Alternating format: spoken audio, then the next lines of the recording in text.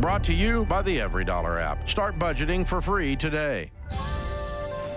Normal is broke and common sense is weird. We're here to help you transform your life.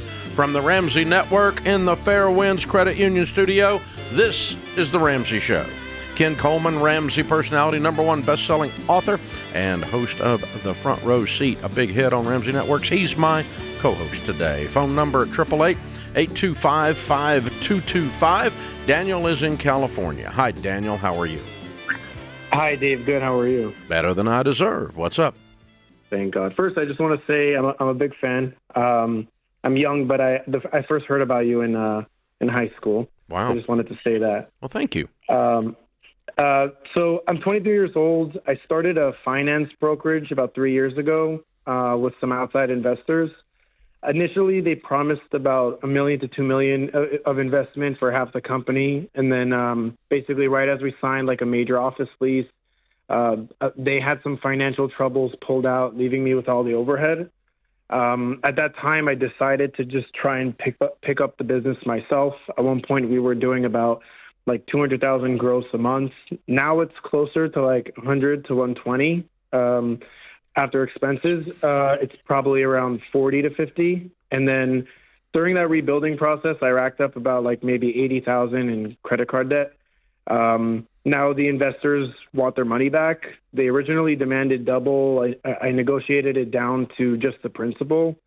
The challenge is, given their connections and influence, I can't really just like refuse to pay them, even though it was an investment. So I'm trying to figure out, the best way to pay them off, the credit card debt, while still being able to What grow are you the business. doing? What's your business do? We're like a brokerage. We assist small and medium-sized businesses to obtain financing. Okay, so you're brokering business loans. Correct, yeah. Okay, all right. And you did all this by yourself at 23 years old? At the time I was 22, but now I'm 23. So is the investment, these were venture capitalists that were putting money in for a piece of the ownership, correct? Correct, yeah. And they invested their money in, and is there any documentation on how that investment was to be governed, when it was to be repaid, or anything like that? Yeah, so they basically pledged about $1 million. I heard that, and then they didn't do it. They didn't do what they said they were going to do. But what's your documentation say on the deal? Surely you didn't do this freaking deal on a handshake. Correct, yeah. The contract said that they were supposed to contribute until it's profitable, and that was kind of their role. So technically, according to the contract, they didn't hold up to their part. Right, and the contract said they were going to get their money back. How? It just been through equity. But they were going to be an owner, a percentage owner of the business, correct? Correct, yeah. So eventually when the business were to become profitable, they would get half of the profits. Mm-hmm. Okay. Well, number one, I don't buy that anyone has the influence to put you out of business. I think that's absolute bullcrap. So I really don't care what they think. They broke their word. They violated the contract. They're in default on the deal. Okay? Yeah. From an ethics standpoint. And until they're profitable, they don't get anything. But they were supposed to put in $1 million to get half. They never played through. They only put in $300,000. And so Correct. What does the contract say about parties not following through and being in default? So what's kind of weird about the situation is, given who they are and they're involved in the community I'm in, and they were put together by like somebody we personally knew, it just was going to be a really big mess if I were to try and basically say you defaulted, you don't deserve the equity. You know what? You're so intimidated by something that just does not exist. I don't believe what you believe. Yeah. I'm calling BS. You've got these guys made out to be some big deal, and they can't even come up with the money they're supposed to come up with. So I don't know how they're a big deal. So the thing is, now that they're apparently doing better, that's kind of like where they came back to light saying we're ready to reinvest, and I'm like, no. No, you didn't follow through on you're in default. So look, go back to the question Dave just asked you, because it's the right question. You didn't answer it. You went into, well, because of their influence. What does the letter of the contract say as it pertains to these investors? They are in default. Everybody on this phone call agrees. So what does the contract say? The contract says that they would only have a reduced equity amount based on what they gave. So that's what they got. Yeah. And if they want their money back, toughies. Yeah. So that's kind of like the Here's an idea, boys and girls. You're going to abide by the contract this time. So the thing is, my question basically is, that's kind of the ultimatum they gave, which was, okay, either we're gonna own a percentage of the company, or you're gonna buy us out. So given the types of people they are, obviously, I want to get them out. Yeah, but you don't have $300,000. Correct. So my question is would it be smart to try and put together some sort of payment plan with them to try and wipe that out? Yeah, I mean, how much can you do? $25 a month? Be done in a year? It would. I mean, that's kind of the question. If I try and put that dollar amount, I'm worried it might really. Well, why don't you give them a percentage of profits that is equal to? I mean, what's your typical profit in a month? You said $40K.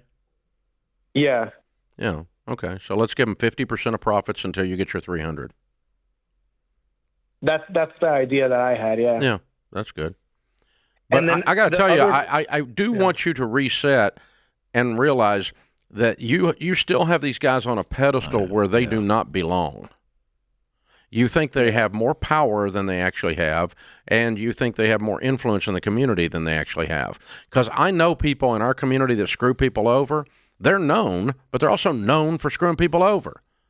And so, and when it's not convenient and when it is convenient is when they do deals. And that's who these guys are. So they're not as influential and powerful as you have made them out to be in your mind. I promise you, they're not.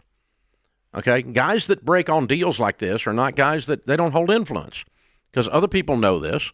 They know this about them. You're just finding it out late. Other people stayed away from them when you did a deal with them. So I don't do any of this based on, these guys are a big deal. These guys aren't a big deal. They're a couple of crooks. Didn't follow through on their deal. And that's who I'm negotiating this contract with. Yeah, if you want to buy them out for $300, give them their $300 back at 50% of profits until you get to $300, no interest, then that's fine. And that's going to take about a year, give or take. Yeah, I mean, that's okay. Do that. But and I think you need some legal advice, because I don't think I think you're reading a contract that was written by guys that screwed you. And so you need to get someone else to actually look at this contract and make sure, because a lot of contracts, what I'm saying, Daniel, is a lot of contracts like this say, if you're in default, you lose it all. You get nothing, honey, just like the cereal. Nothing, honey. Okay? That's what most contracts of this type would say. Default means you out, baby. That's what it means. It means you didn't put $1 million in, you only put 300 in, so you lose the 300. Nothing, honey. You need to check that. I think it might have a nothing, honey clause in it.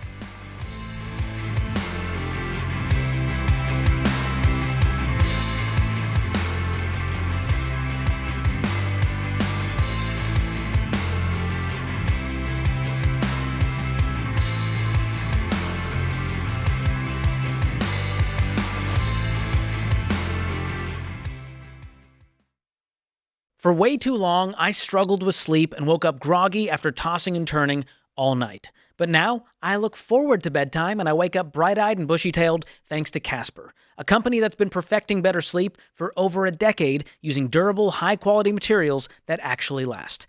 My whole family now sleeps on Casper mattresses. Yes, even the dogs have their own Casper dog bed, to no one's surprise.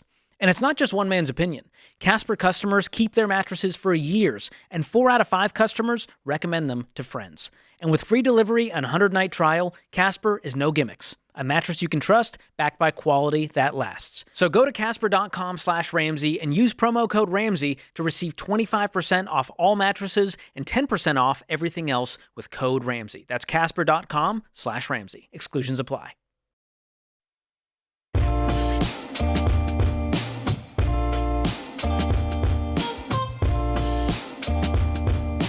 Brian's in New York. Hey, Brian, what's up? Hey, Dave, how's it going?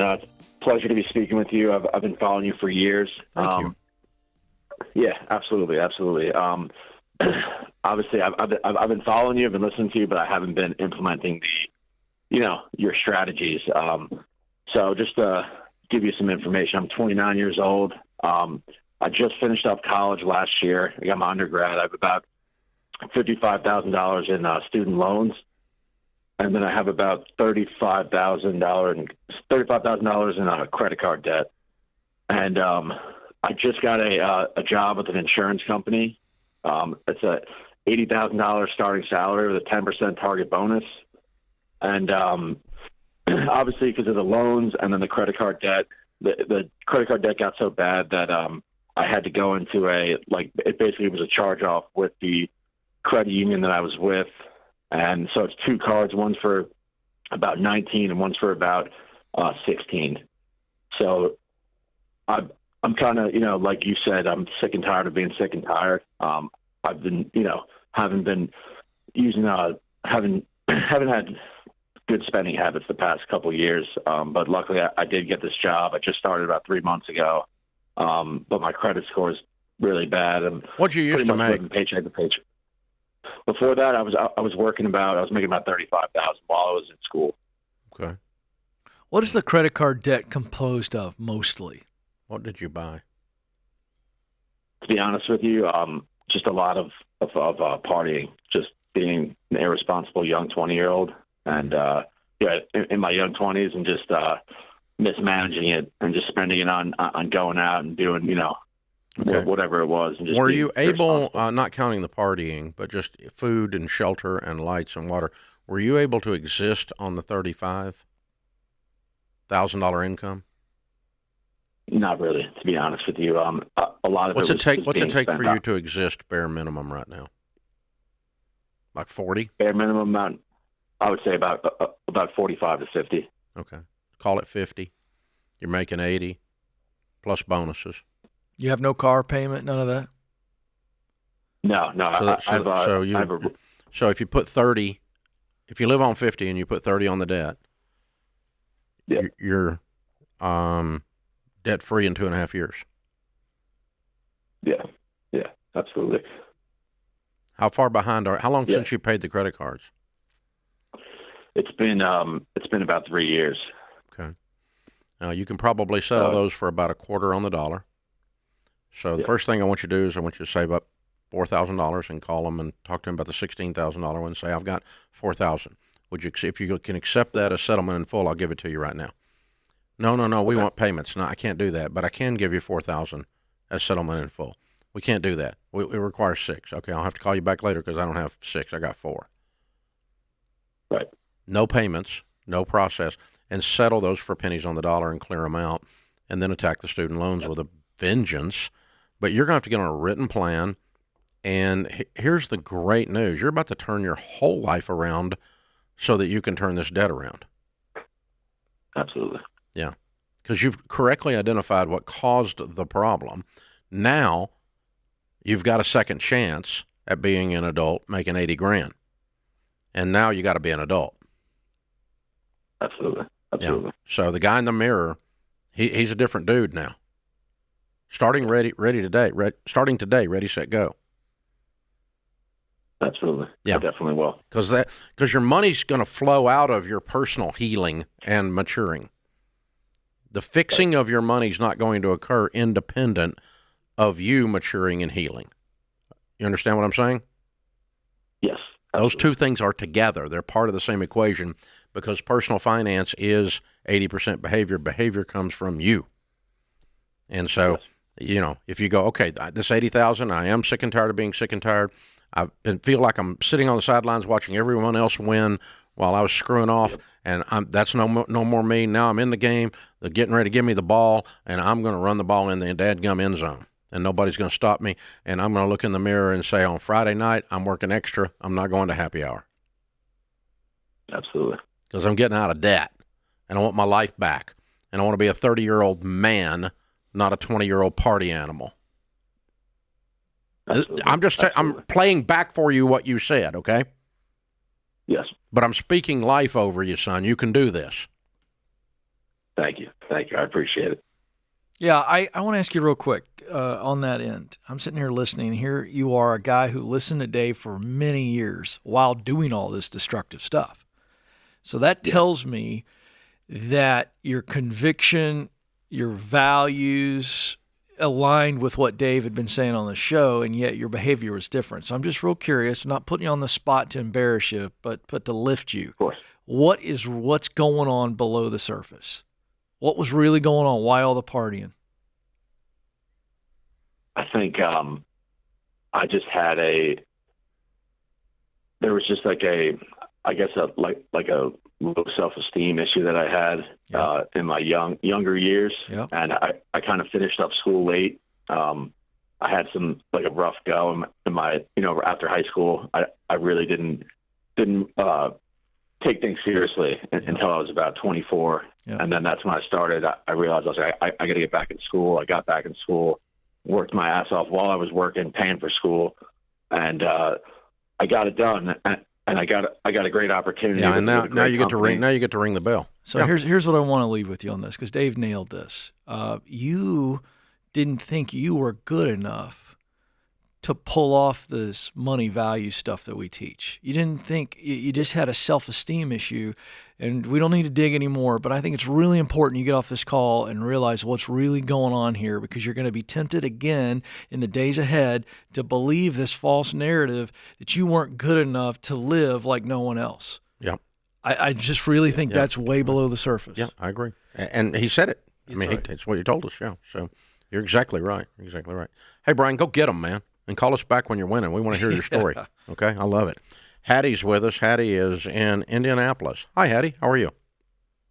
Hi, Dave. I'm fine. Thank you. Thanks for taking my call. Sure. How can we help? I just need some guidance about whether, now that I have the means, I should pay off my estranged son's student loan debt. Why would you do that? Well, because before we were estranged, I promised him that when my father died, that I knew I would receive some money, and that I promised him that I would pay the debt. Okay. There's no legal obligation. I know that. Yeah. Okay. How much is it? $30,000. And how much money do you have? 2.5. Okay.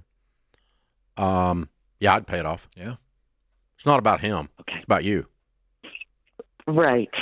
You're keeping a promise you made. Has nothing to do with anybody else. This is you being you. Yep. Because that's who you are. Yep. And it just makes it greasy. It makes it slimy. But and it does make you go, am I losing my rabid mind? But $30K out of 2.5, I think you'll be okay. You can burn that much in the middle of the floor and not worry about it. And I would have zero expectations that this fixes the estrangement. It's just you keeping your word. That's all it is. Right.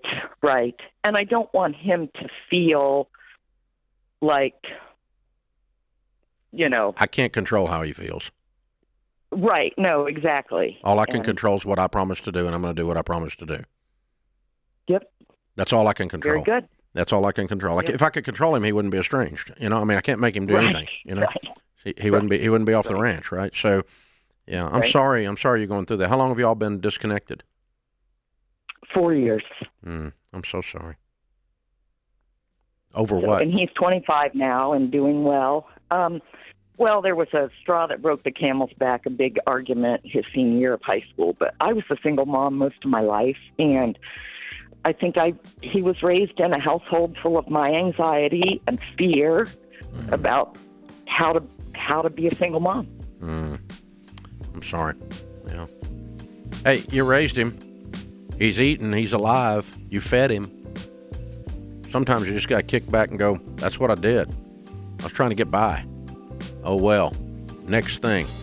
Yeah, I'd write a check just to keep your word.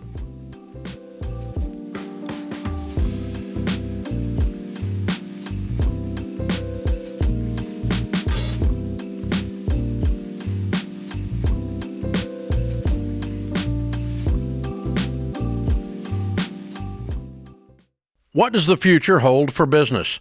Ask 9 experts and you'll get 10 different answers. Economic growth or a recession. Business taxes will go up or down. AI will help us work or it will replace us all. But there's no such thing as a crystal ball.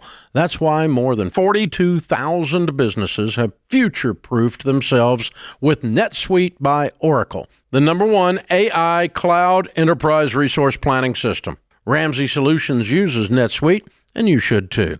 Whether your company's earning millions or even hundreds of millions, NetSuite helps you respond to immediate challenges and seize your biggest opportunities. With one unified business management suite, there's one source of truth for the visibility and control you need to make quick decisions. NetSuite's real-time insights and forecasting help you see into the future with actionable data. And when you're closing the books in days, not weeks, you spend less time looking backward and more time focusing on what's next. And speaking of what's next, download the CFO's Guide to AI and Machine Learning at netsuite.com/Ramsey. It's free at netsuite.com/Ramsey.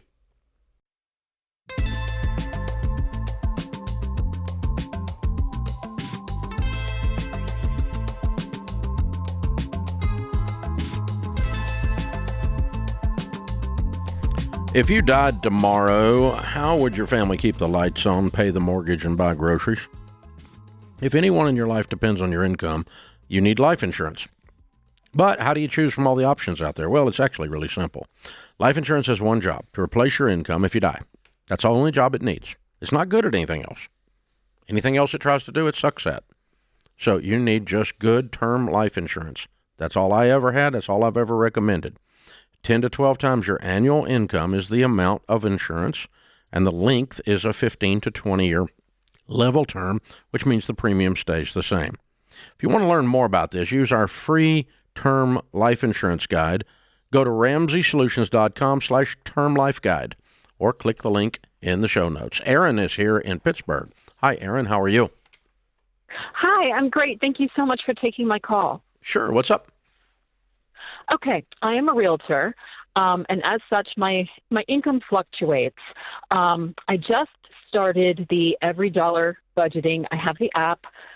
Here's my question: that since I started, I've put my business fees in with my household expenses and everything else. No. And now I feel like, yeah, I know. So I have an appointment at my credit union to get a separate account. Good. But here's my question. Should I get another budgeting? Should I just open up a different Every Dollar app, or should I put those expenses in the current Every Dollar app, or how do I budget this? You could try to run it in the Every Dollar app. It's not really well designed for a business P&L and a profit and loss statement, and you really need a business P&L. So it's just something like QuickBooks or something like that. They're very easy softwares. And basically what it is it's all your gross revenues, the income you make in the real estate business goes into that separate new account. And the only thing you pay out of that new account is business expenses. So your realtor fees, if you, buy signs or you buy, anything that's a valid business expense associated with you doing your real estate business comes out of that account, nothing else. You don't pay any personal bills out of that account. Then what's left in that account is the actual profit on your real estate business. Okay, great. And what comes out of that account then, when you take money out of that account and bring it home, you need to set aside a fourth of it for taxes. Yeah. Okay, that's so what if you pull, trying to do. if you pull $10,000 out of that account, you need to set $2,500 aside because you're supposed to be filing once a quarter your estimated taxes. They're called quarterly estimates. And you're supposed to be doing that as well. If you don't keep up with that, number one, you'll get behind the eight ball and have a big old tax bill, and it'll knock you down. Number two, you're going to get penalized. So sit down with a tax preparer and get them to show you how to do your quarterly estimates. Set up your separate account. Run your separate business like you were running it for someone else. And then when you pull the profits out and bring them home, set aside a fourth of it, and that money all is coming home. So how much have you made selling real estate so far? It fluctuates. This year, my net commission is around 45, and I estimate a little bit more. I also have some other income sources, so I'm just trying to tweak everything. It's all in a big pile. Yeah, good. What are the other income sources? I teach part-time at a university, Mm-hmm. and I Uber, and I get some child support. Okay. All right. Well, child support goes straight into your account. No question about that. When you teach, Okay. is that a W-2 or are they 1099 in you? That's a W-2. Okay. So you don't have any tax so that money goes straight into your account. Okay. Correct. And Yeah, okay, so that just goes, okay. yeah, and your Uber's What 1099. about the Uber? Yes, so should I put that in the real estate Yeah, account? I would just say this is my business account. I'm going to put my Uber Okay. income in there, and I'd have two line items. I have real estate income and I have Uber income. And so, Okay. you can code the expenses. For instance, let's just use an example. If you were spending money on fuel to show houses, then we could have gasoline -R for real estate, Mm-hmm. and then we could have gasoline -U for Uber. Okay. And then you could be able to pull up the different expenses associated with Uber, the different expenses associated with real estate, but they're all still net expenses going right down the list there, and you'll be able to tell what's happening with your business. Yeah. Question: how much are you spending? How many hours a week are you spending in the Uber? I spend about 15 to 20, give or take. Is that because you're running really tight financially? Yes, correct. Right now I am, but it's also good income. Just I've It's not income if it's not good income if you're selling real estate. Yeah, I want you to get out of that. This is where I'm digging there, because that time spent there could be spent in other ways, and I want to see you get out of that. I'm not sure that's the best ROI on your time, not to mention tearing the car up and everything else. So I understand if you're filling a gap temporarily, but you were saying that's going to change. What's going to change about your real estate business so that you're not Ubering? Well, I had a few sales that got pushed. It's usually a little bit more regular, but it's up and down. So sometimes I'm so busy, I literally can't eat, and sometimes I have nothing to do, and I'm just prospecting and not earning anything. So I'm trying to get more. I've never really budgeted, so now I have the Every Dollar app. I have the great advice from you all, and I have more of a sense of stability and consistency. So I think that's going to help me. Yeah, the more you can get a steady flow in your real estate pipeline, the more your income's going to be steady in your real estate pipeline, and it's going to be a better income than Ubering. That's right. And now that you're budgeting, I love where your head's at. That's where you need to get to where you're accounting for downtimes, but you're actually prospecting, not in the Uber. That's where you want to get to, because you're going to see a much better pipeline and long-term results that way. Shane is in Texas. Hi, Shane. How are you? Good. How are you, sir? Better than I deserve. How can we help? I just wanted some guidance. I'm getting ready to sell my home. Got divorced within the last year, and got a little bit of debt, a little bit of commercial debt, a vehicle, and then some student loans. Nothing terribly crazy for my income level, but I just want to position myself best for being a homeowner again. It was about maybe a year or so after I sell my house in the next few months. So just kind of looking what best to do with that money. So you're going to get enough out of the house to be debt free? I'll be pretty close. So currently I have about $9,000 in commercial, just credit card debt that I paid about 10% of that down in the last year. And then I'm currently on baby step 2. And then I've got a vehicle that has a note about $16,000 to $17,000 on it, and that'll be paid off in just under 2 years. Still a new vehicle, all reliable, and that's the main reason I've kept it. Plus, I'm not upside down on it right now. What is your income? About 125 gross. Okay, and how much will you get out of the sale of the house? Anywhere between 20 to 25. Okay. Why would you not just pay off these debts? So that's my plan. I just kind of want to figure out if you had any guidance on where best to put it first, because I'm not going to be able to pay off the total amount. Yeah, you are. You're getting 25. You only owe 16 and 9. That's 25. Well, and I've also got a student loan that's about $16,000, and that's basically if I pay out, I could pay almost all of everything. My idea was if I pay off my vehicle and I hold the value in that for a while, and then I also pay off the credit cards, then I'll just be making a student loan payment, which will be my lowest. If I do that, I'll be paying the least amount of money per month at minimum, and I can pay it off faster.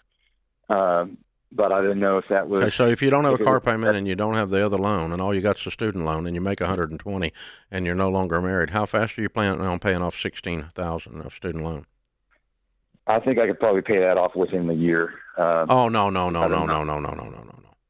That's horrible. With making more That's margin in my wimpy. budget. That's so wimpy. No, like 4 months. $4,000 I mean, a month. that's all. Yeah, that's also realistic. Yeah, it is I've realistic. also got Add to that, I've got 3 kids and I pay child support as well. That's okay. So it's not. You ain't yeah, got I nothing don't- else to do. 125 is Stop yeah. your 401k and pay off your student loan in 4 months. And when the Well, house that- sells, yeah, and when the house sells, well, that's- immediately pay off the other 2 debts. There's nowhere to park the money because you're going to pay off the debt. It's going into your checking account. You're going to write a check, pay off the debts. Yeah. And then in 4 months, Yeah. $4,000 a month, dude. Roll up your sleeves and get after it. It's time. Listen, it's a new phase of life, a new chapter. Let's make the page clean, okay? Don't screw around and go, oh, I paid off $900 in a year. That bull, that's nothing.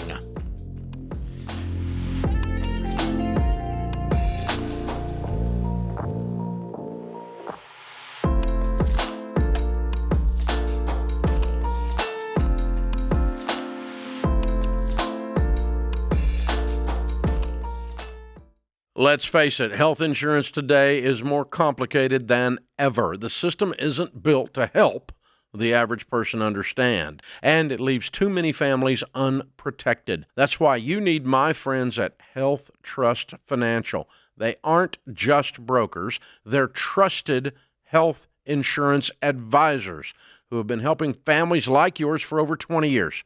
You don't have to navigate it alone. The experts at Health Trust Financial listen to your needs, work to understand your family situation and budget, then help you choose the health insurance plan that's right for you. That's why they're Ramsey Trusted and why we've worked with them for 2 decades.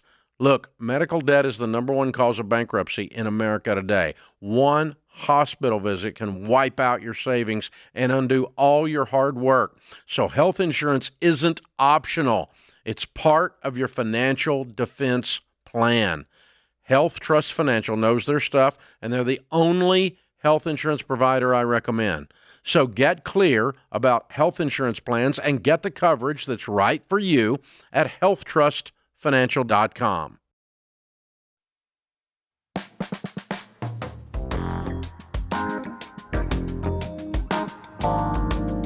Are you on track with the baby steps? Take a quick quiz for free to check your progress and receive a free personalized plan just for you. Simply head to the show notes, click the link entitled Are You on Track with the Baby Steps, and complete the free quiz. Sharice is with us in Indianapolis. Hi, Sharice. How are you? Hi, good. How are you? Better than I deserve. What's up? Well, I'm calling my husband and I. My husband agrees. I want to add an addition to our house. We've been in our house 14 years, and our kitchen is tiny. Our house is large. We have a family of 6, so we use all 5 of our bedrooms. And I have a home-based daycare, so we use a large living area as my business. And I would like to add an addition on the back of our house, which would give us the kitchen that I'd like. It would also bring our laundry upstairs, put a bathroom on for the daycare so they'd have their own bathroom, and it would give us a 4-season room, which would just give us more living space. The addition would cost us about $150,000, and I want to refinance to be able to do that. My husband is on board, but says you would say no way. Oh, how much debt do you have, not counting the mortgage? No debt. Good. How much money do you have, not counting retirement? About $15,000 as personal. The daycare also has its own emergency fund of $10,000. Okay. All right. And you're funding retirement now? Yes. Good. Okay. Sounds like you got a pretty good plan overall. What's the home worth today? Today it's worth about $375,000. Okay. All right. And So, are you in a neighborhood or on a piece of land or what? We are in a neighborhood. We're inside the city limits, but we're on a large lot. We have about 3/4 of an acre, which is one thing that I love about it. If I It's also drew very a convenient. circle of 3 miles around your home, what's the typical house price in that 3-mile circle? I would say, well, I found another home that checks all of my boxes, and it was selling for $875,000. I don't know an average price, No, but I would that's say not in that. a 3-mile radius of your home, though. Oh, it is. Yes. Oh, it is. Okay. Mm-hmm. So Yeah, what are the houses? actually, What are the houses on your street sell for? Between 300 and five, I don't know, 500,000 or 600,000. Yeah, I do. They don't sell for that much. It's between 300 and 450, isn't it? Really? You're getting ready to overbuild the neighborhood, aren't you? Probably. Yeah. Yes. You're going to have a house that you would try to sell for 600,000, and people that are looking for $600,000 houses don't drive on your street. That's probably true. Yeah, that means you've overbuilt the neighborhood. So that probably means you need to think about moving instead of doing this. Well, how's the daycare business? How healthy is it? It is very healthy. In what? I stay Spitting out for full what? at all times. What did you make last year off of that profit? Daycare, I made like 60,000. Okay. I guess, Dave, where I'm going is are we doing this for the space, or are we doing this because the daycare's in the house? And She does it because she wants a kitchen.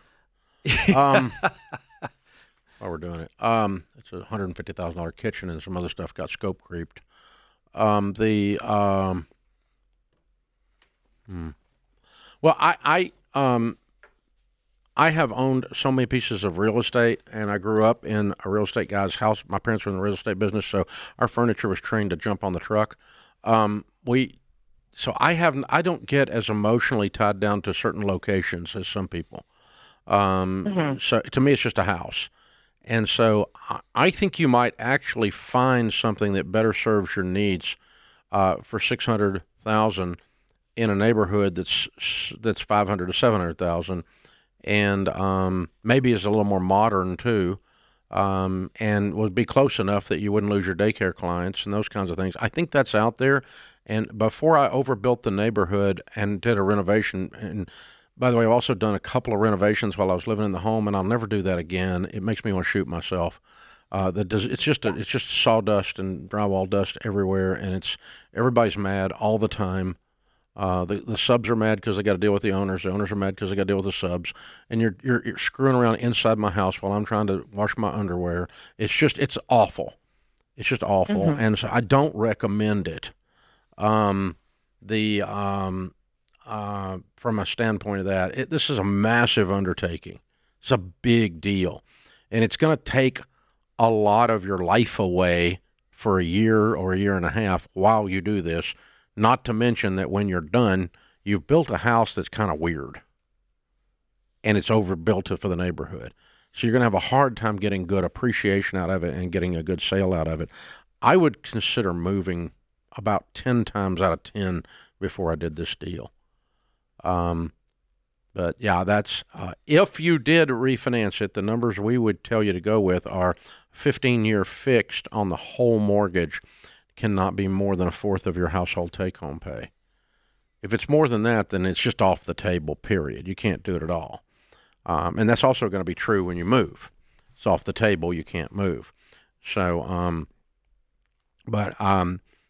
I think you are getting ready to have another full-time job for a year on top of the full-time job that you have, which is renovation. It takes up so much of your headspace. You burn so many calories managing a renovation, especially one while you're living in it. And it's just a deal. I can't recommend that to you. It's going to interfere with your business. It's going to interfere with your marriage. And when you're done, you're going to have an unusual floor plan on a property that you've overbuilt the neighborhood on.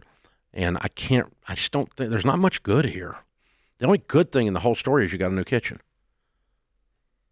Yeah. You all ever renovated a house while you lived in it? No. We've done little. We did a room over the garage, but it was. So I guess yes. Yeah, but it wasn't like it that. wasn't like a full blown to where it was like interrupting everybody's lifestyle. Yeah, my oldest daughter took her house all the way down, and they moved out and lived somewhere else for a year. Yeah, that makes sense. Because you just she took it so far down she couldn't work on it. I mean, you couldn't live in it. It wasn't habitable. So, but they did a massive deal, and it's almost like building a dadgum house. As a matter of fact, sometimes it's easier to build a house in terms of how much of your brain power it takes up and those kinds of things. So, yeah, folks, here's the deal. The best place, you've got a range of 10 to maybe 20% price range of the homes on your street, the homes in your neighborhood. And be thinking about the illustration I just used when you're thinking about buying a home or you're thinking about doing a renovation. Okay, Dave, I want to put in a $25,000 pool. Okay, how many houses on your street have $25,000 pools? None. You're getting ready to spend $25,000 that you will never see again. That's a lot of swimming because that thing, you're not going to increase the value of the house. No, okay, Dave, 60% of the homes already have a pool. We're going to add a pool. The pools are very nice in our neighborhood, and $25,000 is, or $50,000 or whatever the deal is. You can spend $1 million on a pool, but so does it fit the neighborhood? Otherwise, it's consumption, and you really can't justify consumption at those levels. You're better off to move, and so. When you're buying a home, try to buy in the bottom 25% of the price range. That is going to go up more. Because think about it. Everybody buying a $500,000 house wants to buy in a neighborhood that's 500 to 700. Nobody buying an $800,000 house wants to buy in a neighborhood that's 500 to 700. So it's harder to sell and consequently does not appreciate in value as much. And so you want the full appreciation and you want the ease of selling it. And if you're in the bottom 25% of the price range in your neighborhood, when you're finished with your renovation or when you purchase or when you do whatever, that's the sweet spot. But when you're in the top of the neighborhood or over the top of the neighborhood, you could get stuck in the thing. And if you build an unusual floor plan, you're just about guaranteeing you're going to get stuck in it.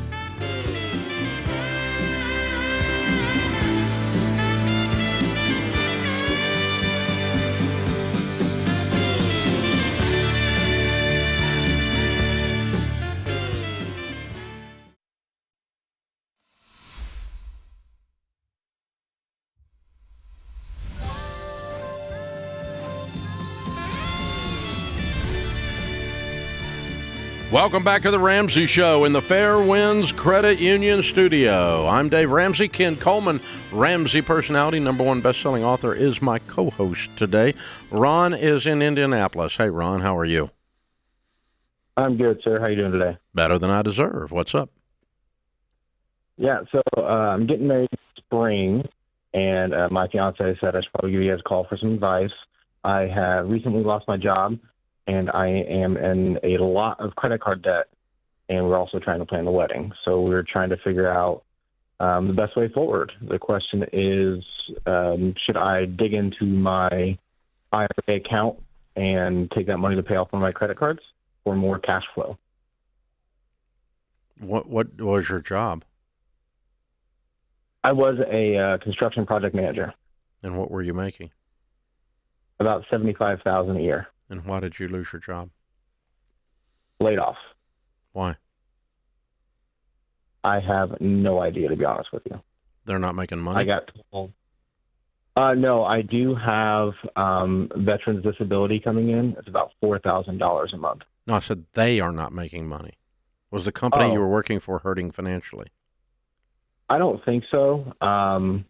They let a team of us go and said we just have to cut some costs. So I'm assuming we didn't see the big picture. Just commercial or construction? Construction. I said commercial or residential. I'm sorry. Oh, commercial. Okay. All right, cool. And when did you get fired? I got back in August, so it's been about a month. And what have you been doing since then? I have been going to school and applying for jobs like crazy. Talk about the jobs you've been applying for and what you did. So I've been applying for more project management positions, specifically in IT, because that is my education background. And I've had a few interviews. I had one today that was pretty successful. So I'm hoping and praying that goes further. Mm-hmm. Okay. And what's the schooling, and were you doing the schooling while in the other job? My current schooling, I'm getting a master's degree in information and communication. And yes, I was going to school while working that job. And you have no physical disabilities that would hamper you from doing this work? Correct. Okay. No, I would not cash out your retirement. I'd get a job. I'd get 6 jobs. And then when you get a real job, get rid of 5 of the 6. But I'd be working like a crazy man, doing everything I could, because you got to pay for a wedding, and you got to keep the thing afloat without starting to cash out your retirement. You cash out retirement, you're going to get hit with a 10% penalty plus your tax rate. It's like borrowing money at 40% interest because you didn't get off your butt and go get a job. The good news is you are off your butt, and you have been looking, and you did get an actual interview, so that's great news. So, yeah, you are moving your feet in the right direction.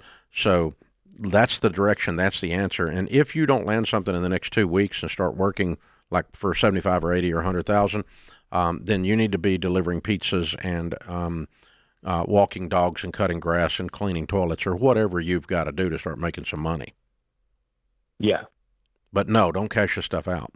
Go make money. Okay. Go make money. Work, doing something, side hustles, anything, and get the wolf away from the door, because it's causing you to think weird. Like your whole question is based on I'm defeated, and I'm not going to allow you to be defeated. When's the wedding again? May 30th next year. And who's paying for it? We are. Okay. And how much is the wedding? We have cut it down to about $15,000. Good. Very conservative. And you've got how much in credit card debt? I have roughly $70,000. Okay. So $85,000 changes your whole life. Yeah. Yeah. And once I quantify it that way, you're a project manager. I start looking at it like a project. Okay. How do we go get $85,000? What must be true? And what period of time? And what's reasonable? And I'm going to work IT on the side, and I'm going to oh, by the way, you should be doing that. That's what you ought to be doing, is get some IT stuff, some side hustle there, because all kinds of that. You can pick up a freelance immediately on contract work and start helping people with IT, whatever it is, or the hardware, software issues. But aside from that, I just set the goal to put 8. It's like I'm building a building. All right, what's the process? Well, I need a budget, I need a plan, and I need a schedule. And I'm going to plug the contractors, the subs into the schedule, and I'm going to plug them into the budget. And then we're going to execute and push every domino. And when one domino refuses to fall, we're getting a new domino. In other words, the sub doesn't show, we get a different one. Or he comes in and decides he's going to double his bid. No, that's not how this works. We have a bid, we're going with it. And we hold to the project, and we push. Okay, $85,000 in 2 years is $42,500 a year. So $4,000 a month, right? That's what I need. Above my living expenses, and I'm out of this whole thing in 2 years. I paid for the wedding, and I paid off all the credit cards, and that's not counting the fact that you're going to have a dual income after May 31st. I'm just showing you an example. How do you eat an elephant? A bite at a time. But now we've got to go get the money to do that, and that involves getting employed. And if this is a big if, you can pause the master's program. I'd pause it. I don't know if you can, but if you can, I would. Because that'll still be out there. And right now, everything now is about getting out of debt, paying for this wedding. The master's degree is always going to be there. Creating a sustainable situation, and that means income. That's right. And so we need income. Yep. Here's what's going to be weird, Ron. As you add income to this equation, whether it's 4 side hustles combined to make a full-time job while you're looking for the full-time job, or a full-time job plus 4 side hustles. As you add income, every time you add income to this equation, your confidence level is going to go way up. Mm-hmm. And it's going to be associated with your level of activity. And then you're going to be much more appealing in an interview. Yeah, that's exactly right. Activity is absolutely the key when you get let go. There's all kinds of data out there about it's the same thing emotionally as losing a loved one. So you have to acknowledge that, wait a second, whether I was a group of people or not, and whether I did anything wrong or not, if it was just a layoff, in this case, it's an economic layoff or the company's economics, it still hurts. And so activity is the key. Still feeling valuable because you are providing value and getting paid for it. Dave, you're absolutely right on that. That's the best thing one can do. Lick your wounds for a day or two at most, and then get back into it and stay active. So let's give him a copy of both books of Ken's, or two of Ken's books anyway. The Proximity Principle, which will help you in the job search, and Finding the Work You're Wired to Do. Take the assessment in that and verify that you're in the right field and that you're heading into the right mindset. And both of those are a gift to you, Ron, and we'll just call it an early wedding gift. How's that? I'm gonna fix this with income, not with cashing out my retirement. That does things for your heart, your soul, and your future. The cashing out the retirement does the opposite too.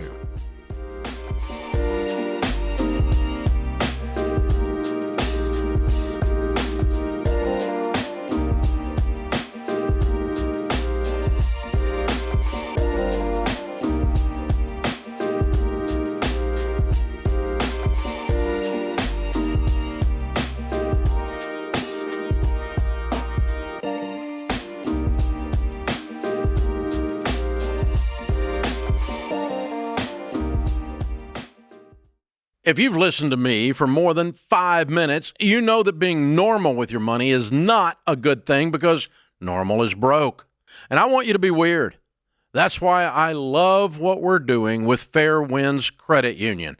Our friends at Fair Winds just launched a brand new Ramsey debit card. And it says, debt is normal, be weird, right on the front. I love that. Because every time you swipe it, you're choosing to live differently with no credit card payments and no debt. You see, Fairwinds has been helping people like you ditch debt faster and build wealth for years. They're not trying to shove credit cards or auto loans in your face like the big banks do. And they've worked with us to create the Smart Bundle for Ramsey fans. It includes a no-fee checking account, a high-yield savings account to supercharge your emergency fund, and now the Ramsey debit card to help you stay focused on the baby steps. We're excited for you to try it. So check them out today at fairwinds.org/Ramsey. That's fairwinds.org/Ramsey. Insured by the NCUA.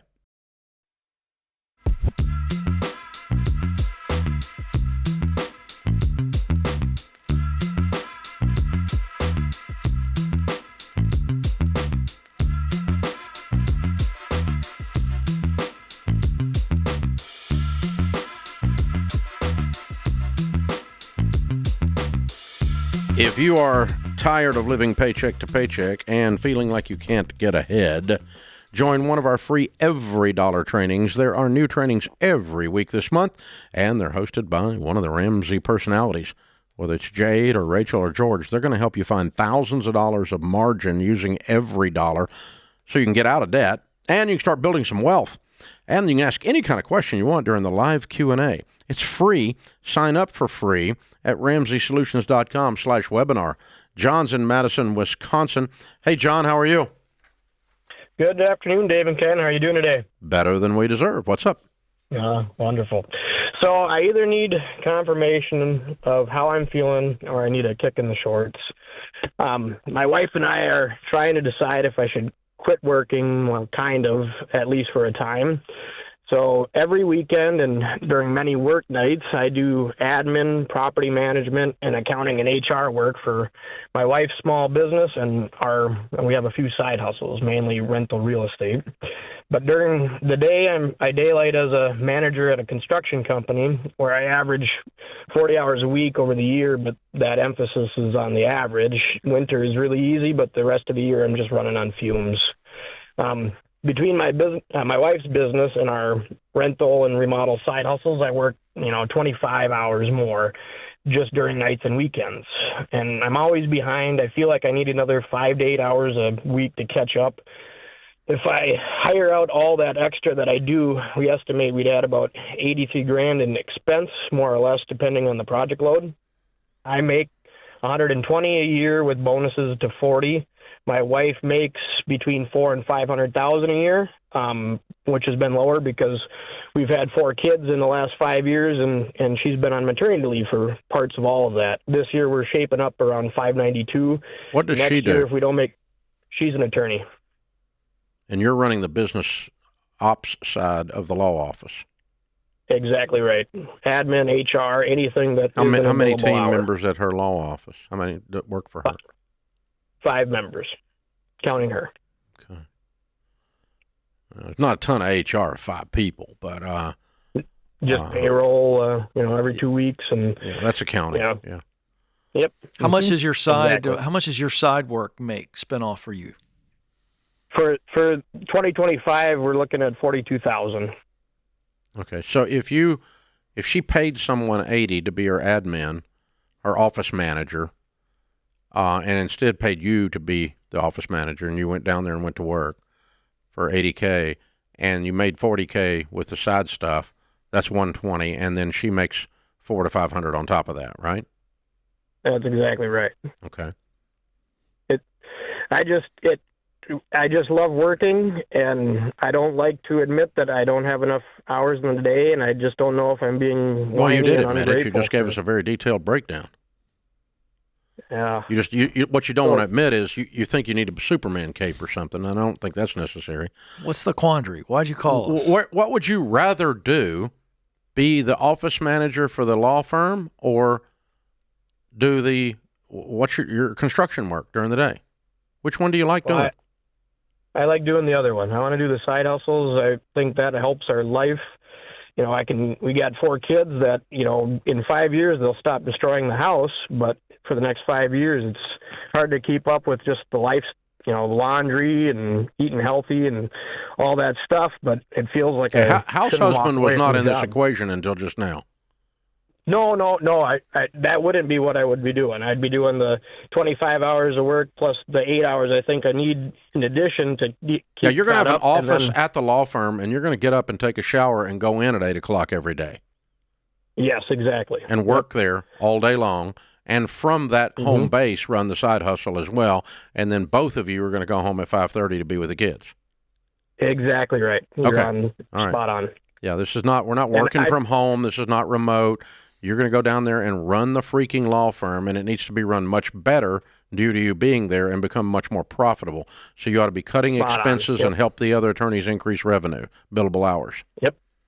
Correct. Yep. Okay. That's exactly what I want to do. And I wouldn't be at 8, it'd probably be at 5:30 in the morning, and, be able to be home earlier and do those things, because right now I mean, you basically got 2 jobs. Which one do you want to keep is what it amounts to, and I think you've already decided. But I don't think you keep both. It's not sustainable, and there's no reason. Not like y'all got a shortage of money. Yeah. It doesn't prove anything. Yeah. Listen, if you don't have a shortage of money, working 100 hours a week doesn't prove anything. That's kind of the paradigm shift to wrap the head around. Yeah. So I think let's commit to increasing the value of the law firm as a result of you being there. Commit to the side hustle becomes increased in value as a result of you being there more fully.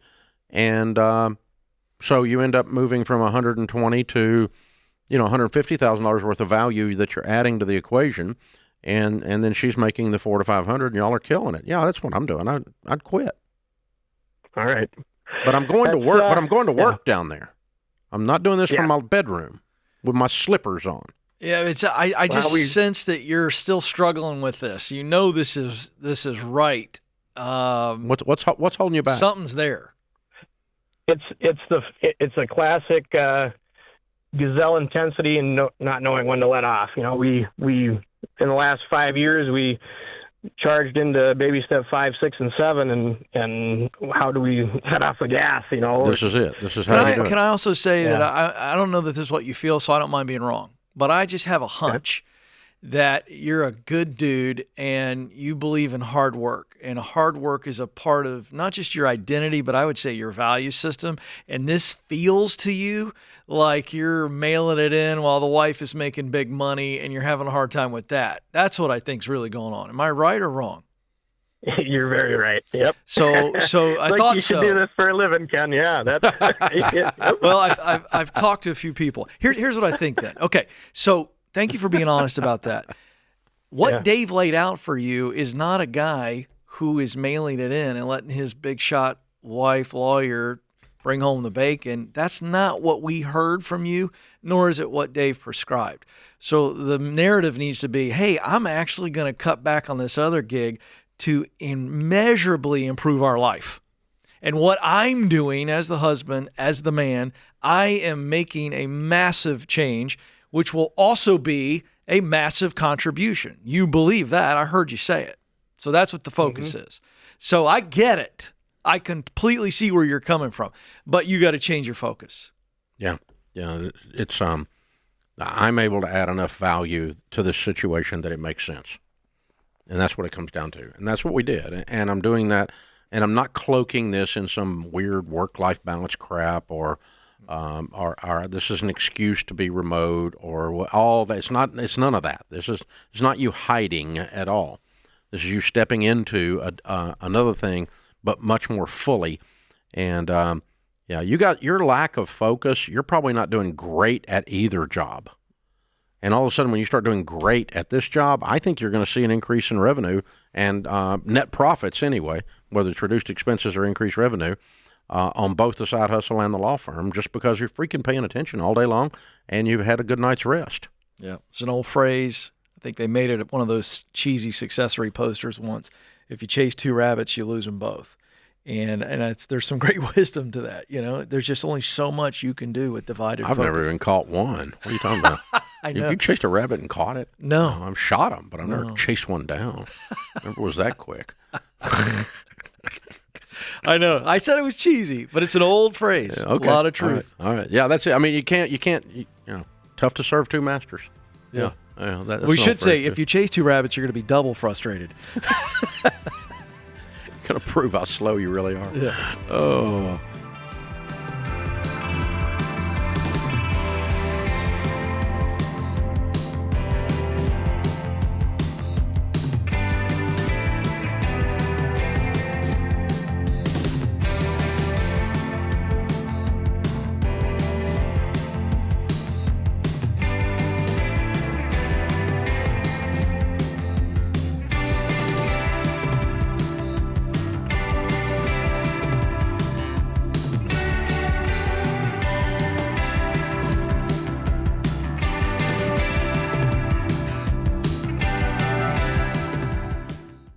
Hey, quick reality check. AI isn't just for sci-fi nerds and Silicon Valley tech bros anymore. It's the new weapon of choice for every scammer with fast Wi-Fi and bad intentions. Identity thieves could be using AI right now to steal your info in ways that would have sounded impossible just 5 years ago.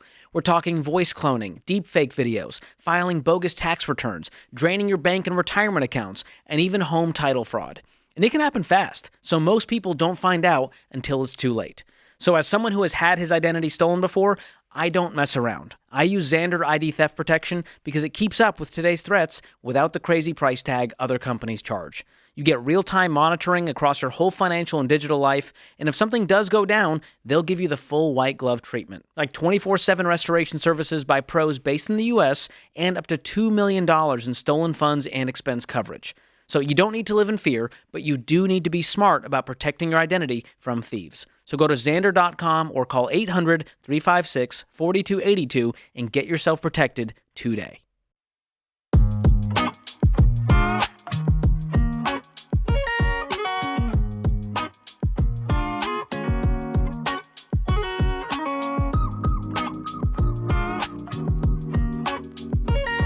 Our question of the day is brought to you by Why Refi.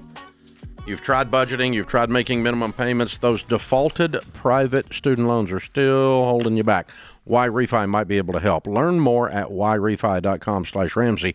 That's the letter Y, REFY.com/Ramsey. Not in all states. Today's question comes from Hannah in Minnesota. I worked for a small business for 30 years until it was sold a few months ago. I still work for the company under the new owner.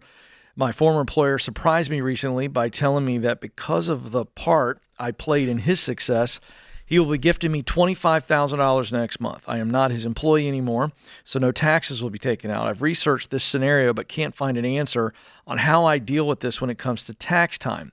Is it called a gift, or should I ask for a 1099? It is not really compensation in terms of me working for it. I want to avoid tax problems if at all possible. It's outside my expertise. What do you think on that one? I would sit down with a Ramsey Tax Pro, an ELP, an endorsed local provider under the Ramsey Trusted Program, and get an actual piece of advice. My opinion, just reading this, is it's a gift. You don't have to do anything. Mm-hmm. Now, the gift is large enough that it does trigger a gift tax, but that's on him, not you. And so if he tries to claim this as an expense in his business, then that's compensation. It's not a gift. Because a business can't give a gift and write it off as an expense unless it gives it to a nonprofit, a 501c3, right? And so if you give a gift to an individual from the business, it is not an expense. But that's not up to you. All that's up to you is you got a gift. Somebody gave you $25,000. It's that simple. I don't think it's taxable, but you should double check with. You might. Here's the problem. If he claims it as an expense, he has to issue a 1099. Does it matter that this is probably coming from the proceeds? It is. It's coming from the proceeds. Yeah, it doesn't matter. But he still, he could claim it as a business expense and say, I'm just paying out some of the old employees. Okay. And claim it on 1099. If he pulls a 1099 on it, now you got a compensation issue. Now you got to pay taxes on it. Right. But if he just simply sent you a gift, Merry Christmas, from an individual to an individual because you don't work for him anymore, that's not taxable. Mm-hmm. So shockingly not. Yeah. Again, it is taxable on him if he hadn't got some tax advice on how he does this. So anyway, wow. Hannah's in Missouri. Hey, Hannah, what's up in your world? Hey, Dave and Ken. Glad to be on here. Well, glad to have you. How can we help? Yeah, so my husband and I are newlyweds. We've been married for just shy of 4 months, and we come from very different worlds when it comes to money. I'm a pastor's kid, number 4, no money in the family, and he's an only child and comes from a lot more money than I do.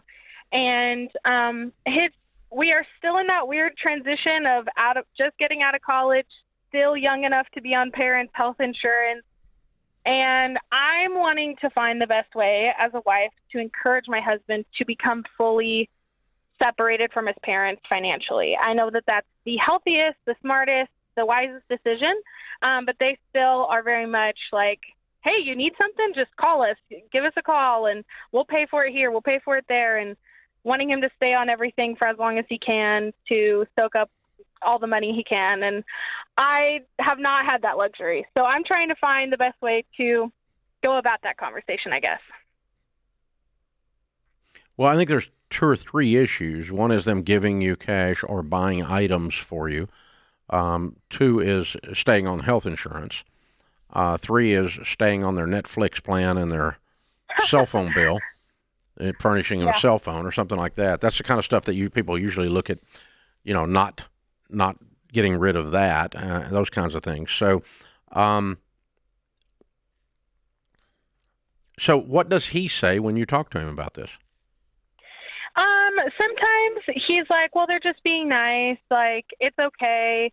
If it's a really big thing that we need help with, he's like, well, just let them help. And I personally am just like, hey, we can go without and struggle through this without having the extra help. Give me an example of a big thing. Mm-hmm. For me, it would be furniture. I'm used to living in an unfurnished house until you can get it, right? But they hear, oh, he wants a bookshelf or wants a couch or whatever, and they're like, well, let's just buy it. Let's just buy whatever he wants. And I'm like, well, no, we don't have the money, so let's just wait. And I guess that's an easy example. Yeah, that does. That makes sense. Okay. And you've been married a year? No, just shy of 4 months. Oh, 4 whole months. We're not even there yet. When you say that to him, does he dig in as to asking you, why do you feel that way? I get why he says what he says, but I'm curious, does he lean in a little bit to understand where you're coming from? Yeah, he understands that why independence really matters to me. I think it's just all new to him. He lived with his parents up until we got married, so he had not been independent until about. He's 24. Okay. He had gone to college, and they're just like, "This is my baby boy, so let him stay for as long as possible." And I'm like, well, the good news is they're very kind people. They're very generous people. Yeah. They're not toxic about it. They're just being overly helpful. You're not describing bad people. You're describing sweet people, but they are violating boundaries, and you guys are not able to have the dignity of a standalone house, and that you're missing that dignity. Yeah. And they don't even realize they're doing that. They're really these people are not. There's no malice really in anything you've described. Yeah. Yeah. So I think you just continue to talk to him and say, honey, I'm not okay with us not having the dignity of a standalone situation.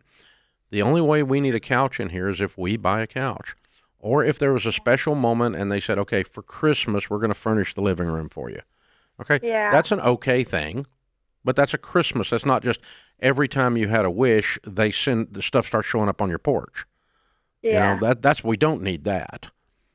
Okay? I think it eats away at my pride a little bit because I'm used to being independent. Yeah, so it does. I'm not used to that, but I think you described that perfectly. They're but really it's I think you need to set your pride aside when it's an honest and a clear gift versus a pattern. That makes sense. Like, for instance, Christmas. Or, for instance, they say, hey, the whole family's going on a trip next year. We're paying for everybody. Set your pride aside and go. Mm-hmm. Okay. That's right. If they want to pick up dinner, same deal. Yeah, right? Mom and Dad, they're old. They got money. They want to buy dinner when they take you out. I buy dinner for my kids. My kids got plenty of money. But that's just that's okay. Mm-hmm. I mean, you do some of those things, but those should be one-offs and individualized situations, not a pattern. And what you're dealing with is a pattern that your husband needs to respect your desire for some individuality, some dignity on. Yeah. And so, honey, it's really, really important to me that we have our own Netflix account. It's really, really important to me that we have our own cell phone. And it's really important to me that when you turn 25, we move the health insurance, and we've got a plan to do that, and we lay it all over there. Until then, we can ride this one. It's really, really important to me that we just don't randomly get things from them every time we had a wish. Sometimes some generosity in individual holidays or birthdays or gifts or trips or something, we can look at those things. But this pattern of they support us, I can't deal with. It eats my guts out. And you could tell him that. He can hear that. Yeah. That's a good way to approach it. I like that. Yeah. So when I left home, I was more in your camp, and it was like, good luck. You're on your own. Sink or swim. You know, if you really get super hungry, call 2 days in advance. We'll have some spaghetti on the stove when you get here. But other than that, you're on your own, right? My wife, on the other hand, her family was more like your husband's family, and very kind people, very generous, and a lot wealthier. And I couldn't stand it. He owned a market, a convenience market, and when we would go in at Thanksgiving, all the kids filled up their cars with gas. Oh, wow. To go back home. And it drove me nuts, just like it's driving you nuts. But it's like that was a little gift, a little something that was. But they grew up going to the market and getting gas their whole lives because he owned a market the whole. I mean, but now when you're 26, you should probably quit getting free gas from Dad. You know, it's like, golly.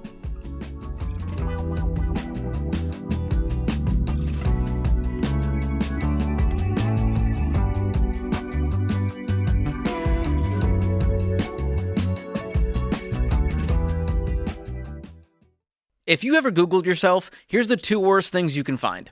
Photo evidence of your worst haircut, and your personal data floating around on some sketchy website.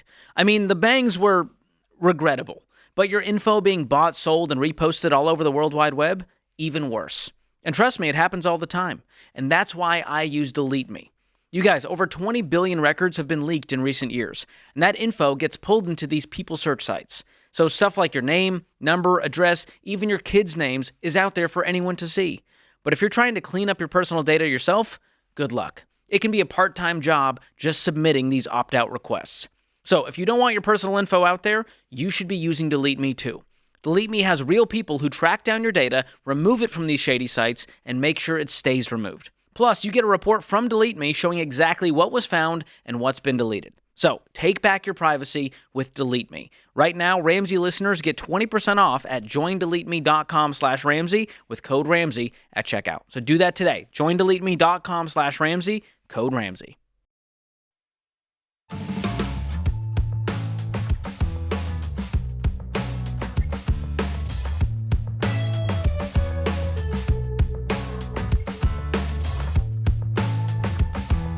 John's in Minnesota. Hi, John. How are you? I'm doing great today. How are you guys? Better than I deserve. How can we help?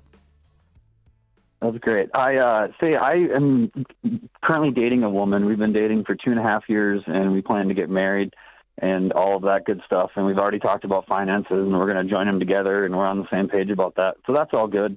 The question that I have is that we are both currently homeowners. We both operate businesses out of our homes. She has a salon built into hers. And then I do IT stuff 30 hours a week, and then I'm also a musician, so I play about 3 times a week as well.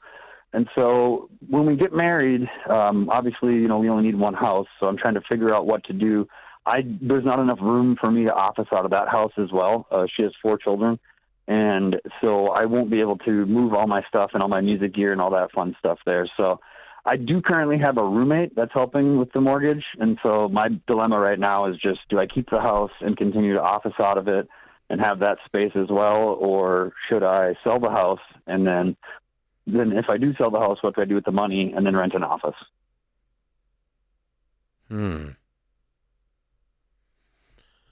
So there's not room for you to move everything you do into her house with her salon and her 4 kids? That's correct. Yeah, there's not even enough bedrooms for all the kids. One of them sleeps in the big main room in the basement, has his own little corner, and he's happy. But yeah, there's not even enough bedrooms for everyone to fit. Okay. What's your home worth? My home is roughly worth around $170,000, and I owe about 72 on it, and so there's a decent chunk of equity in there. But I do also I have an equity loan out right now to my ex-wife for $24,000, so it's probably down to about 22 now. Okay. Okay. So what would, let's see, you do IT work from home? Yeah, so I'm a service desk tech, and so a lot of what I do is based out of the house. I get the tickets and kind of the first line response, and then we can remote into a lot of different clients that we have and help them. Otherwise, I do go on site, but I do need an office of some sort. And that you don't need an office for your music? No, but I do have a lot of gear associated with it. I do a little bit of recording. Most of the revenue from the business comes from actual performances, and so there's a small SUV's worth of equipment, essentially, that I also need to store and load out all the time, too. Okay, and there's not garage room at her house for that? There's a garage, but it would need some substantial work in order to become a little bit more proof from the elements and stuff. We're in Minnesota. I don't know if you've been up here. It's a little colder in December here than it is in Nashville. Heard the rumor. Yeah. What is the mortgage on the house that you own? He said 71. 70. And then has it? No. What's the payment? Sorry. I'm going somewhere with this. The monthly payment. What is that? The payment is $960, so it's not a large payment at all. And the reason I'm asking that is if you play this out the way you laid it out, I'm wondering what would it cost you to rent a small office space? So yeah, I started investigating that, and in the downtown area here, it would be about $550 to get an office, and then it could be first floor and stuff too, and I would have 24/7 access to, so when I need to access it to load and unload gear for the weekend gig. Oh, so you could also store the stuff there as well. That's what they're telling me. I haven't had a chance to tour yet. I'm kind of in the initial where I was going next, stages. the next question I was going to ask you is what's going to cost you for a very small storage unit to store the stuff? I'm looking to at least run through those numbers if I'm you to go, if I sell the house, clear my debt, and my expenses actually can go down. In other words, I'm not paying a mortgage anymore over there. How much is your roommate paying you? $550. So your net out of pocket's about $400 if you keep the house. Correct, just for the house. But then, double up on utility bills and all that if I rent an office. As far as I saw that they were communicating to me, I won't have to pay for internet or heater, air conditioning, or any of that fun stuff. Mm-hmm. Mm-hmm. I think the office is a better play because I think it simplifies your life. I think keeping the old house is a more complicated thing, and it's going to take up more headspace while you're trying to learn to be married to a lady with 4 kids who runs a beauty salon. And while you're trying to run your business and everything, you've got one more thing to deal with, and that's roommate and all this other stuff. And I think it's just the cleanliness of it, the simplicity of it, of being in the office, it feels really good.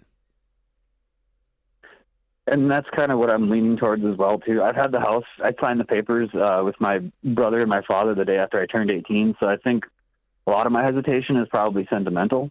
Yeah. Yeah. So well, I mean, but it is, we are turning the page to a different chapter in your life. Mm-hmm.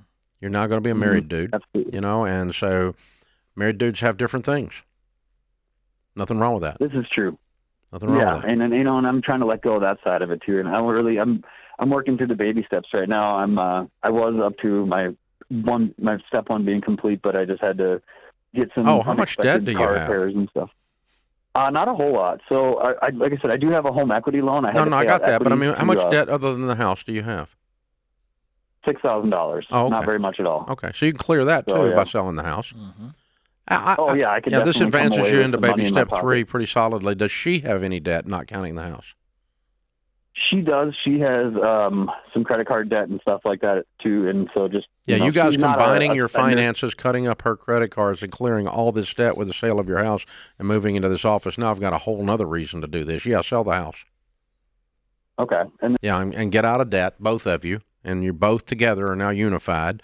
And this is upon marriage, of course. We're talking about all of this, and then we're combined and we're moving forward. Absolutely. Absolutely, that's the way to go. Lynn is in Ohio. Hi, Lynn. How are you? Hi there. Good. How are you? Better than I deserve. What's up? Well, what's up is my son, when he was around 18, co-signed for a car loan with a girlfriend at the time who is now an ex-girlfriend. Wow, that was stupid. It was really stupid, and I had no idea that this had happened because he didn't ask me about it before he did that, or I would have said no way. So now, of course, they've gone their separate ways, and she's not paying. Well, not very well. Okay. Is the car in his name or her name? I believe it's in her name. Okay. Nothing he can do except talk her out of it. Well, we've tried that. I've tried to encourage her to refinance with another. You tried to encourage her to refinance, or he did? I did. I've talked to her, but she has since stopped communicating with me. Well, no kidding. Who wants to talk to you? Right? You're completely interfering in something that isn't even yours. Boy child needs to grow a backbone and call his ex and get this straightened out. He hasn't seen his mama in. Well, I don't think she'll communicate with him either. Yeah, well, that's the only one she should communicate with, because that's going to keep him from suing her. But you got no footing in this. He wants to file bankruptcy to get his name off of No, he doesn't file bankruptcy on a car that hadn't been repoed just because he's pissed at the ex-girlfriend. Let's just take stupid and double it. No. No. Mama, you got to stay out of this. This is not your play. Boy child done made this bed. He gets to walk in it. So, he needs to call her up. He needs to get an attorney and tell her that if the car is not sold or refinanced in 30 days, that he's going to sue her and ask the judge to force her to sell the car because she's not paying on time and she's destroying his credit. So, wow. But you cannot, this is not your job. Mm-mm. Let me tell you what, if she didn't hang up on you in the first 30 seconds you were talking to her, there's something wrong with her. She shouldn't have been, she should have gone, who are you? calling me. That's what she I'll would tell have you done. what this is. This is that helicopter mom. You know, that scene. Hey, I'm trying to help out my boy. Yeah. You know, what are we doing here, man? This is the thing that's happening in this generation. The parents are showing up in places that if our parents would have shown up in. Buddy of mine got himself into a mess when he was that age, and he called his dad, who was an old Marine sergeant, and he said, Dad, what do you think I ought to do? And he goes, you're big enough to get yourself into this. You're big enough to get yourself out. That's Call me right. and tell me how you did it. That's right. I'm going to finish my glass of sun tea. Talk to you later.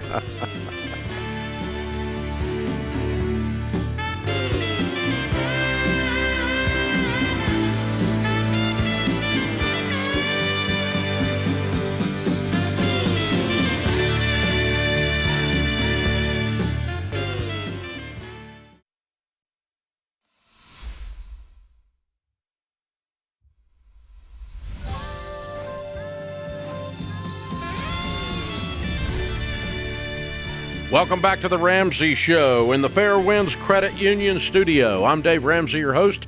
Ken Coleman, Ramsey personality and #1 best-selling author, is my co-host today. Thank you for joining us, America. Michael is in Seattle. Hey, Michael, what's up in your world? Hi, Dave. I'm a single parent with disabled children, and I have about $15,000 in Sallie Mae loans and $80,000 in government student loans on the SAVE plan.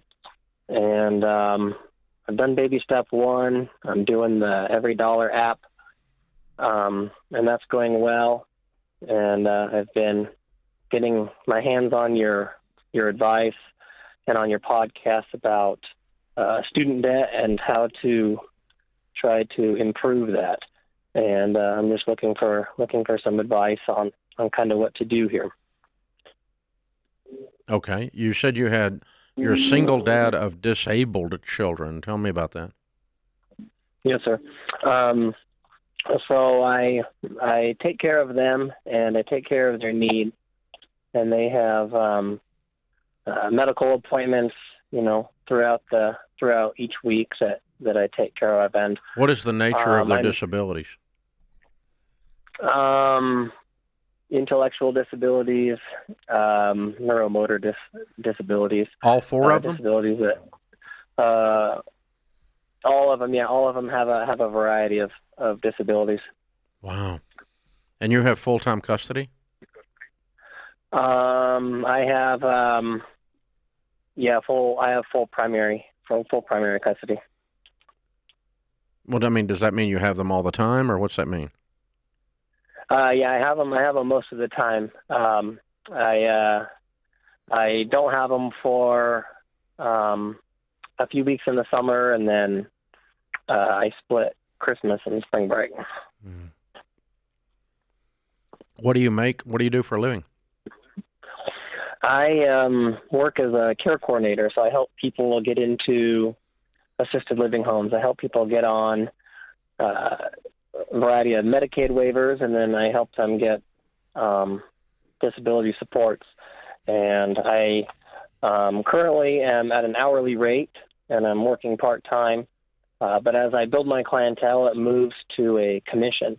And it seems like the commission is actually a pretty good commission. Like, for example, part-time commission is about $5,000 a month. Full-time commission is closer to $8,900 a month, but I'm not there yet. Who's watching the kids when you're working? They're at school. And then after school, they're watched by family. Okay. So what is I'm just sitting here listening to this, and it feels like you need more money. You need to make more money. Yeah, I need to make more money. What's the long term? What's the long term? You got a lot going on, but let's just assume that you could snap your fingers and do the thing you wanted to do and make more money. What is that? At 8,900, when you get to that point, are you going to be okay? I feel like I would, yes. It's a good job. There's a lot of potential for growth. It takes 4 to 5 years to really learn it. And I've been doing it for about a year part-time. Why are you only part-time? Because I'm taking care of the children's, Well, then how would you be able to be additional full needs. time? Say that again. Sorry. How are you going to be able to move to full time? I've been slowly adjusting increasing my hours. I've been able to work a little bit at night, work on the weekends from home. Well, you And so told that's been me beneficial. just a few minutes ago that the kids are in school, and then when they're not in school, family's watching them. So that would tell me that you have time to work full time.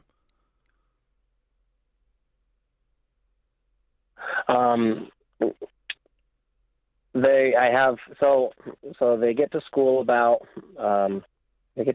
9:30, and then they're out of school about 4:30. And I commute an hour each way, and so I'm working Tuesday through Friday from about 11:30 to about 4:30, and then I need to pick them up by 5:30. So that's my work schedule. Okay. So what glares to me is we need to get a job locally or two jobs, talk to family. I mean, you've got to really step this game up here. The work situation you have is not helping you. In 4 to 5 years to be able to make that, you got to make way more money than that well beyond 4 to 5 years from now. So you need a new professional plan is what I'm trying to push at you. So are these children adopted or biological? Biological. Okay. And is there prognosis to be self-sustaining as adults, or will they always need care? One of them will probably always need care. One. Okay. Yeah. All right. So I don't know the answer to the equation unless there's some way you can do some of the work remote and some from the actual office. That allows you to be there as much as you're trying to be there. And I don't know. You've got two things pulling at you that are both very valid things, and one of them is very valid is to make enough money to clean the mess up and have a sustainable life, and two is to take care of these children. And you're a great guy trying to figure out how to do both, and I don't have a great answer for you, but bottom line is, what Ken said earlier, and you already knew that before you called, Michael, is this is a math problem, and it's an income problem. And so what can we do? How can we shift around how we're caring for these children, or who's caring for the children, or whatever? What can we do to get you in a position that you can make your $8,900, and that means you're working full time instead of part time? And I don't hear how you're getting there right now. So, but yeah, it's a terrible paradox to be stuck in between this. But it's also one that you've been appointed to solve this, and so yeah, you've got to create some income while providing this care. And I don't have a magic wand. I don't know where to tell you. I wish I did. If there's anybody who wanted to help today, it was you. Man, what a thing. Yeah, I would just say simplify this. We've got to find something from 9:30 to 5:30. We've got to get a job that doesn't require me to drive 2 hours a day. There are some things that can be changed here, which will make this far less hectic for you because you already got a hectic life. So simplifying so that you can then maximize your income is the goal here. Without us giving you super specifics, that's the goal. So I'm thankful that the kids are in school, thankful that you got family to support you. That does give you a chance here, even though I'm sure it feels really, really hard. Yeah, you can it is hard. Get out of this. Yeah. It is about arranging life in such a way that you can make a living. Yeah.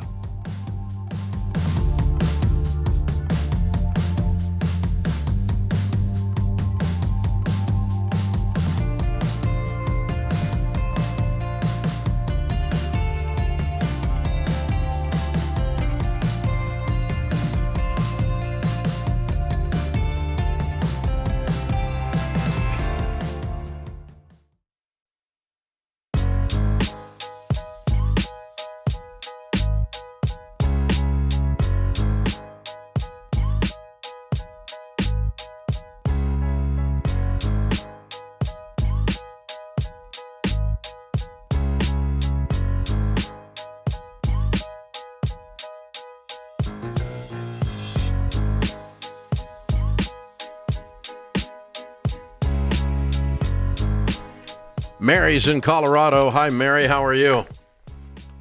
I'm doing well. Thank you, Mr. Ramsey. Thanks for taking my call. Sure. What's up? So I have a whole life policy, and I've been paying on it for the last 5 years. It's got a cash value around $35,000 currently, but I pay $792 a month. I was looking to see about canceling that and cashing it out. The only problem is the reason I ended up with the whole life policy was I had life insurance through my employer. The employer did a relocation. I left the company, and I had to convert it to a whole life due to medical cancer diagnosis previously, so I couldn't qualify for any term life at the time. Are you single? No, married. Oh, okay. All right. And what is your income? My income is $50,000 per year. Mm-hmm. My husband is $150,000. Okay. And how old are you two? 44. Okay. All right. And do you guys have any nest egg built, any 401ks or anything like that? Yeah, we have 1.5 in retirement, 500,000 liquid investments, and then our home is paid off 1.5. Okay. So if you had no life insurance and died, your husband can probably struggle through. Given that he's got $2 or $3 million and $150,000 income. Yeah, we originally got it because the kids were really young at the time, but now 5 years later, and they're well. My point is, you are self-insured. The purpose of life insurance is to replace lost income in the event someone is dependent upon your income. No one's dependent upon your income. If you die, your husband's got $3 million and $150,000 income. Did I miss something? No, but I guess if that happened, I was previously staying at home, so he would then want to, maybe make adjustments in his income, maybe not work, take care of the kids until they're grown. Yeah. But he's got $2 million. Correct. Yeah, I think he'll be okay. Well, we're only 44, so we still have to. I wasn't saying he was going to quit forever, and I wasn't saying we were going to drain the account, but my point is that your little whole life insurance policy is irrelevant financially, mathematically. Agreed? Yeah. So keep getting screwed by these people. Then cancel this thing. Cancel it, and then take the $800 and build wealth with it. You don't need term insurance. You don't need insurance. If he loses your $50,000 income, mathematically, he's okay. I'm sure he'll cry, but mathematically, he's okay. Yeah, we would rather take that $792 a month and invest it in our stock. Yeah, absolutely. You'll make a whole lot more money. If you had been doing it for the time you've been doing this, you'd have a whole lot more than $35,000. Agreed? Agreed. Yeah. And at the time, we didn't have this. We didn't have that net worth. I know, but over the last 5 years, we've paid off our house and, done others. Yeah, you've done a really, really good job, Mary. You guys are in great shape. You don't need this policy. Okay. That's what I'm saying. Well, Do you understand why I'm saying that? Yeah, because we're self-insuring with our investments now, and kind of things have changed in terms of and so we have no need for need for it. Just cancel it and put the $35,000 in a good investment and put the $800 a month into a good investment and quit getting screwed by these people. It's wonderful. It's a wonderful thing to get rid of these people. I got nothing to add. I mean, you just have to realize the math on this and go, wait a second. So here's the thing. When you're 30 years old and you have no money and a bunch of debt, and you have 3 little kids, you need term life insurance to cover the loss of your income because your family's dependent upon your income to eat. But fast forward 20 years and you're 53 years old and you have $2 million in your 401k and your house is paid for and the kids are grown and gone, your need for life insurance has gone away because you got out of debt and built wealth. Yeah. And so no one needs life insurance their whole life. Hello. That's why they call it whole life. You know why they call it whole life? Because they want a commission from you their whole life. Yeah. That's why they call it whole life. Not because you need it for your whole life. If you need life insurance your whole life, it's because you did a crummy job with money. Because you got none when you're old. You got a big pile of debt and no money saved, no investments when you're old. Because you didn't do a good job with money. And then you will need life insurance to bury you. And that's about it.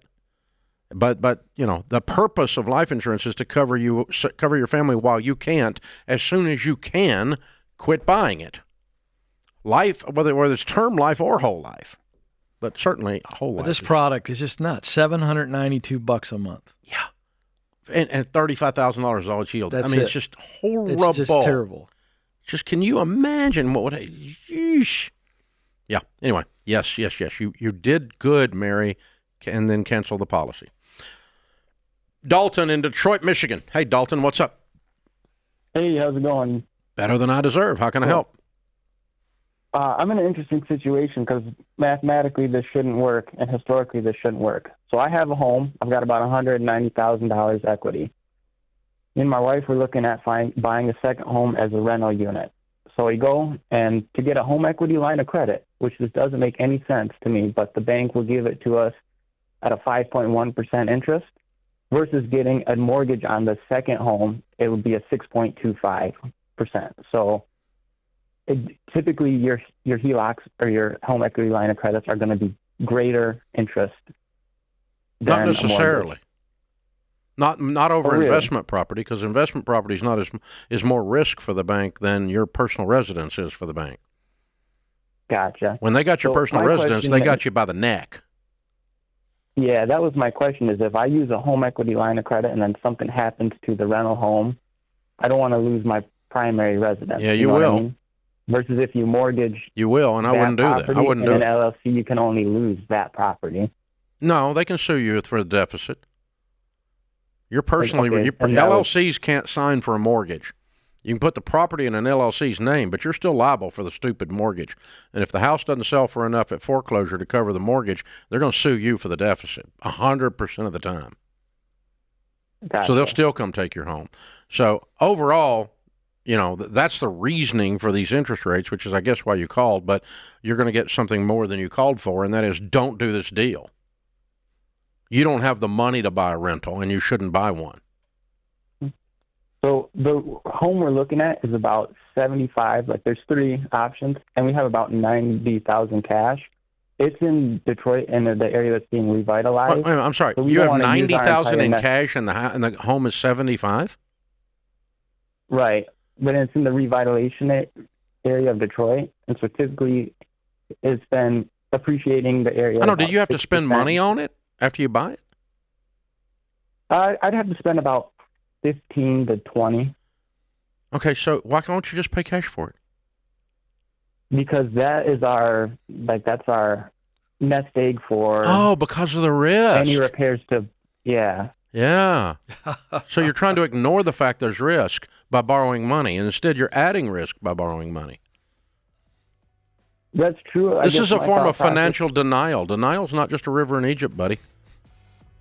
Yeah. You're trying to hide this from yourself and act like it didn't happen. Please don't buy this house. I can't stop him. He's going to do it. Forget it.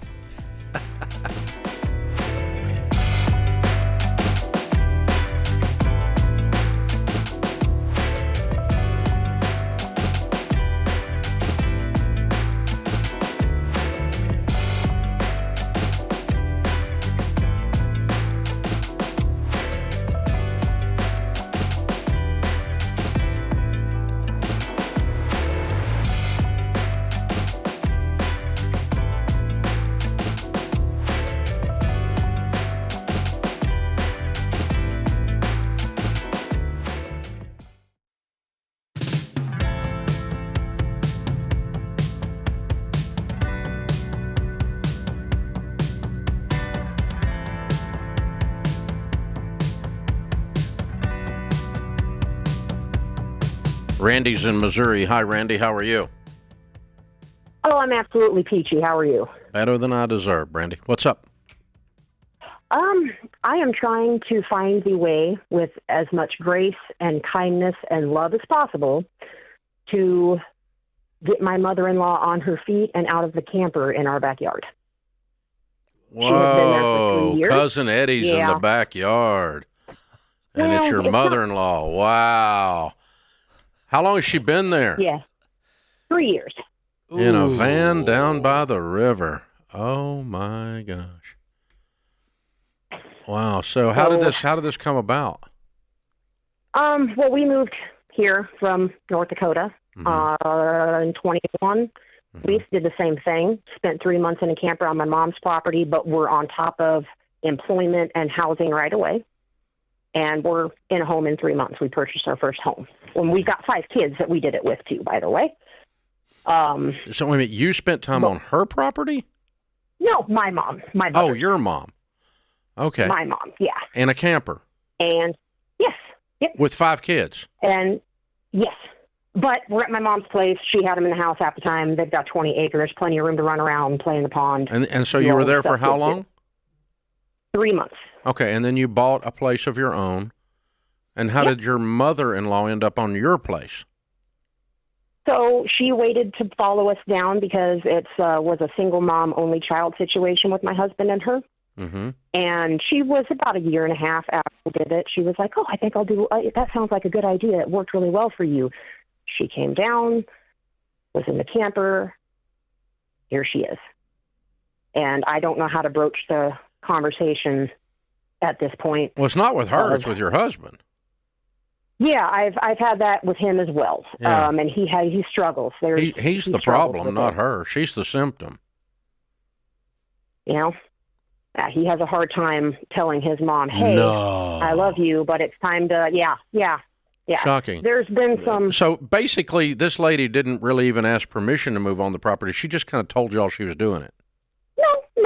No, it was a conversation, but we expected her to be quicker about it and do similar to what we did. Did you have an And agreement after that 3 she would years- be quicker about it? No, I mean, to be completely fair on our end of things, no. No, We did y'all not, just said, we did okay, not hash that you part want of to it come out. down, put the Yeah. camper back there, that's okay. And that was the whole discussion. Yep. And no one's Well, ever the corrected her. discussion So was after a little while. she actually doesn't think she's doing anything wrong. I mean, I lost my mind on her once. I said some not so nice things, so I'm trying to go about it more politely this time. How long ago was that? A year and a half. Oh, no, wait, no, that wasn't a year and a half. I did that. No, it was a year and a half. And ago. your husband couldn't have been thrilled with that either, yeah? No, because he was there when I started it, and he walked away and put his hands up. And was So like, now no. you're a year and a half removed from you lost your mind on her. Number one, she didn't move. Number two, your husband didn't No. force the issue. And number three, you're more pissy now than you were then. Actually, I'm less pissy. Wow, I would. That's fascinating. Pretty heavy on the pissy category, but yeah. All right, so the on the pissy spectrum, but the I live how in my happy old is she? 63. Oh, and she has no money. Yeah. Nope. Okay. So what makes No you think retirement she that I'm can aware of. move and into it? Why do you think she can move into a sustainable situation when she has no money? She's working, kind of, I think. I mean, I know she works part-time cleaning houses, and that's part of my issue. So I work at a middle school. I'm a paraprofessional, and over the summer I'm home all summer. And I was kind of tracking, like, how often are you leaving? What are you doing? And she's got cleaning jobs that she does, but it's not very much. I think max 20 hours a week. Yeah. And I don't know how to broach with, like, I don't know how to say it lovingly because I don't want it You to. I want the can't. tension to be gone. You're I on know I you're can't. way up on the pissy spectrum, so you can't say anything Oh, lovingly. I am not. The There's- problem yes, is, you are. There's nothing loving going to Yeah. come out of your mouth. Yeah. So, and besides that, it's not your job. It's your wimpy husband's job. you can't- you enjoyed that too much. You can't do it. No, Because I it didn't won't enjoy work that. if That you was, do it. No, there is nothing you can say or do that's going to work. The only thing that's going to work if you want her to move is for him to have a conversation that says, Mom, I'm going to help you get a place, and you're going to have to get your hours up. And by the time Christmas gets here, you're going to be hanging your stockings in another place. or whatever it is. I don't care what the date is, but he needs to sit down with his mom. He needs to have a conversation. We were not planning to do this forever, and we need to look at a timeline where I'll help you get things going, and let's figure out an apartment, and let's get the camper sold, or let's find you a little piece of ground, and let's get your hours up so you have a sustainable life. She's not asking y'all for money, is she? No. Okay. And which one of my suggestions to him was, I think that we should ask her for rent. No, you don't want her to stay. No. Don't ask people for rent that will pay it. Okay, fair enough. My thing was after X amount of time of asking for rent, saying, okay, here's a lump sum, not keeping it for me. You just wanted something that felt righteous in this whole deal. And so you don't want any of that. I'm not going to help you with that at all. Well, I'm just going to be practical and look, your husband has to handle this, and he has to sit down and have a personal, quiet conversation with his mom. And if he doesn't have a backbone, he can run down to Walmart and pick one up on aisle 3 and sit down and go, Mom, we got to get you a thing that's a better life for you than a trailer in my backyard. Mm-hmm. Now let's figure out where we can get you a place, and let's figure out how many hours a month you got to work to get that done. And I'll help you with your budget. And even if he, and I'll help you get the trailer sold so you got some money to move and so on. But you do not want the budget. I'm sorry? She won't accept help with the budget. She knows what she's doing with everything. She will if your husband sits down and says, Mom, if you don't do this, you have to leave anyway. She has asked us for help and recommendations on things like, what do I do with my car? And then when we give her legitimate recommendations, like slaps them all down. I have come up with lists of low-income and senior housing, different apartments, and said, hey, here's some good options. Hey, here's some good options for this. Here's some good options for that. You haven't heard a thing I said. I have. You said my husband. You came up with all these options. You are the Wicked Witch of the West in her eyes. She does not want anything to do with any suggestion that comes out of your mouth. You need to quit. Stop. You need to stop doing this. You're no help. You're a problem. You're not a help. Your husband, however, needs to take the list that you came up with and go sit with his mother without you around. You don't even need to be in the county when he does this. Like 4 counties over at happy hour while he handles his mom. You cannot fix she ain't listening to you. She hasn't listened to you in a decade. I can promise you. She's had it with you like you've had it with her. You have no grounds for persuasion with this woman. She does not think you have her best interest at heart. You know why? Because you don't. You don't know, not at all. And we don't think you're a bad person. We just hear a person who's Over it. exhausted. You're over it. You have none of those left to give, if you know what I'm saying. This. All right? Yeah. The only way you're going to fix this is install a backbone in your husband so baby boy deals with his mommy. Yeah. That's what's going to have to happen. The only thing you can do, and then stand back and watch, and hopefully he'll wander over there and get it done, probably not at the speed you would have. Yeah. But that's your only shot, Brandy. You can't come up with any more solutions. Yeah. This is a marriage problem. You and your hub's got to get together because you're a couple cocktails away from a Jerry Springer episode.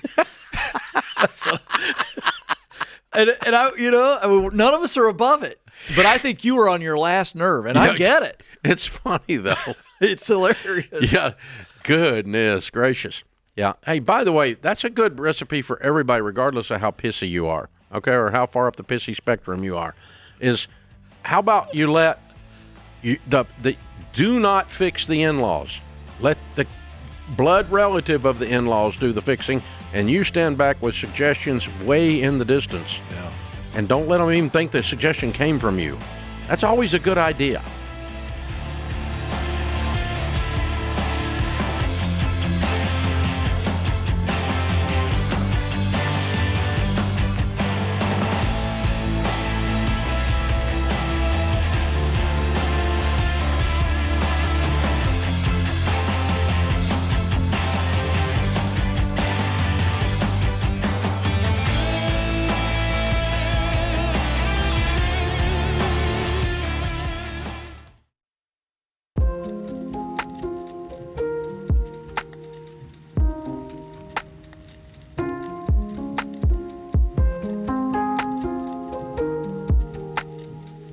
Our scripture of the day, Romans 13:1, let every person be subject to the governing authorities, for there is no authority except from God, and those that exist have been instituted by God. P.J. O'Rourke said, giving money and power to the government is like giving whiskey and cars to teenage boys. True statement. Yes, it is. If you're buying or selling your home, it's a big deal. You will want an expert. Oh, yeah, rates are coming down, it looks like, boys and girls. You're going to want somebody in your corner if you're going to list that house or sell that house that is an expert in real estate, not someone who got their license 3 weeks ago and is your Aunt Sally. Bad idea. Bad idea. Yeah, Ramsey Trusted Program is the only way to find a top agent you can trust. Make your home a blessing, not a burden. You can compare agent profiles, interview them, choose the right one to work with among several that we have vetted for you. Find a local Ramsey Trusted real estate pro for free at RamseySolutions.com/agent or click the link in the show notes. Kevin's in California. Hi, Kevin. How are you? Hi, how are you doing? Better than I deserve. What's up? I had a question. I got divorced a few years ago. I'm kind of my spouse used to handle the finances, so I'm kind of a late bloomer financially. I'm going to be. I got about a year to go at my work before I'm eligible to retire and get a pension. And basically, I would be making the same money with a combination of the pension and my Social Security as I am making now. How old are you? I'm 63. Okay. So you're going to retire at 64? Yeah, I was hoping to. I mean, I might still do something else, But what do you make? I was hoping. I make about $66,000 a year. Okay. And what are you going to do with the rest of your life? Well, I didn't think of that. I would like to, spend time with my kids and do something. I mean, I definitely want to work or do something positive and just also be able to pay my bills. I do have a house. I owe $418,000 on it. It's worth about $1 million. I have a $60,000 HELOC and a $10,000 credit cards.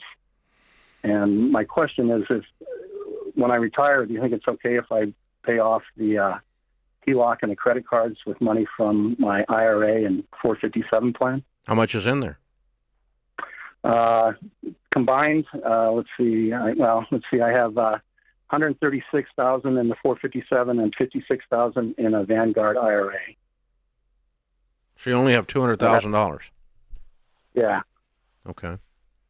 All right. I would maybe want to work a couple more years and build that nest egg a little larger. It's a little scary, small. Yeah. And definitely. And I think during that time you need to pay off the HELOC, and during that time you need to pay off the credit card. Cut up the credit card tonight. But I would get on a written budget with a set goal of how much nest egg I could build in 2 years and be debt free, because you've got another problem here. You've got a $418,000 mortgage, and that is not something you want to carry into 90 years old. We need to have a plan also to get that mortgage paid down and off. It could be a 5-year plan or a 6-year plan, 8-year plan or whatever, but you've got to develop some way to get rid of that mortgage, because that thing's going to destabilize your retirement. Yeah. I do have hopes of putting in a junior ADU in my bonus room. My brother's a contractor, and he was going to do that for me. I would just have to pay for the materials, which we estimate would be about $10,000. What about selling the house and buying a $600,000 paid-for house? That's a thought. Yeah, and then you'd be debt-free going into retirement. Yeah. I think I might go that direction rather than trying to look for a roommate. I don't really want to retire with a roommate. That's just, gross. That's how we started our lives in college. I don't want to end them that way. Yeah, yeah, I agree. Oh, man. Yeah, I think you've got to think the math part through a little more, and that's probably going to lead you to work a couple more years and pile up your nest egg, clear the debts, and then say, okay, when I retire, I'm going to sell the house. I'm going to move near the kids. Maybe you're not near them now. And into a $600,000 paid-for property or whatever your equity is that you can get out of the house. But if you can go into retirement with $300,000 or $400,000 and a paid-for house, that's a whole different sense of solid ground than you've got with a $418,000 mortgage and a $200,000 nest egg. Yeah, and including that math, Dave's right. I would extend the amount of time working, but I'd also begin thinking about, well, what does that next chapter look like? Because you said you still wanted to do something, and that's very normal. But I would be looking at what would be really enjoyable work that I could do after retiring from day job one and still make some decent money for the sole purposes of continuing to contribute to your retirement. Yep. Casey's in Boise, Idaho. Hi, Casey. How are you? Hi, Dave. I'm well. How are you doing? Better than I deserve. What's up? I have a question for you. So my husband lives in Canada, and I am here in the States. I am planning on moving there in the next few months. I'm trying to get a current job, transfer with my company into a similar position so I can have an income when I move there. Thankfully, we're in a position where he can support us if not, and we've laid it all out, worst case scenario, where we can afford everything we want and still have $4,000 at the end of each month to put into savings. But what we're trying to decide to do right now is between renting and buying a home. So that's just kind of where we're at. I would rent for 1 year. Rent for 1 year? Okay. And get everything settled and stable and learn how to be married. Okay, that's helpful. And then, and I have my house in Idaho too, and so we're planning on renting that out and probably hold on to that. No, just sell it. Even. Sell it. Okay. Use that money to buy your house in a year.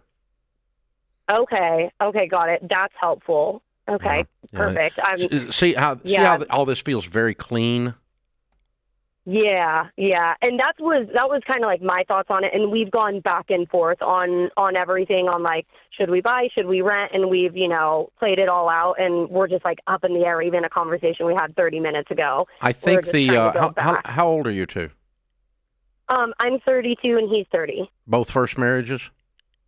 Yes, both first marriage. Okay, it takes a year to get to know each other well enough to figure out which house to buy wisely. Okay. It takes we always laugh and say it takes a year to know how close to your mother-in-law to buy. Yeah. Right, but that may not be the case. But I mean, that's a joke. But the point being, you will know stuff about each other and have insight into this relationship 1 year later that you do not have today. Okay, that's very helpful. Okay, that's something it'll cause you to pick a better house and a different house. Absolutely. Than you would pick today. And so there's actually a biblical standard for that, for those of you that are people of the book. In the Old Testament, when the kings went out to war, if a person had been married, they were not allowed to go to war in the first year. They had to stay home and be a husband. They wouldn't let a newlywed go to war. And it takes a year. So it's good stuff. Fun.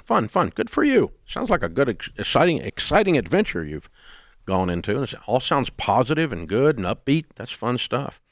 But if you can, because if you buy a house with your boyfriend, which is who you are right after you got married, versus your husband of a year, it's a different conversation. Right.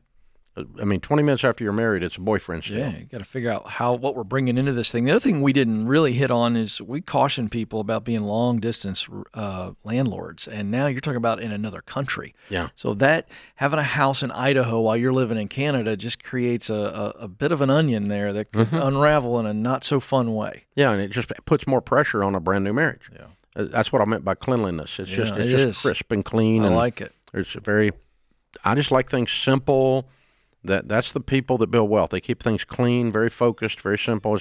Everything's not disorganized and chaotic and bifurcated and everything else. There we go. Good show, Ken. Well done. Thank you, sir. That puts this hour of the Ramsey Show in the books. We'll be back with you before you know it. In the meantime, remember, there's ultimately only one way to financial peace, and that's to walk daily with the Prince of Peace, Christ Jesus.